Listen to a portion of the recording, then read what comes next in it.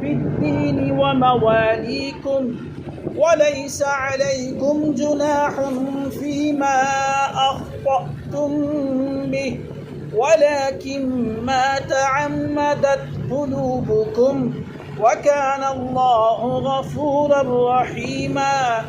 النبي أولى بالمؤمنين من أنفسهم وأزواجه أمهاتهم، وأولو الأرحام بعضهم أولى ببعض في كتاب الله من المؤمنين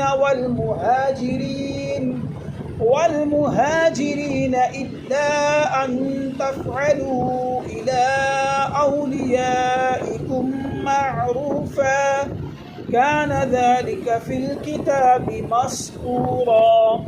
وإذ أخذنا من النبيين ميثاقهم ومنك ومن نوح وإبراهيم وموسى وعيسى ابن مريم، وأخذنا منهم ميثاقا غليظا، ليسأل الصادقين عن صدقهم، وأعد للكافرين عذابا أليما.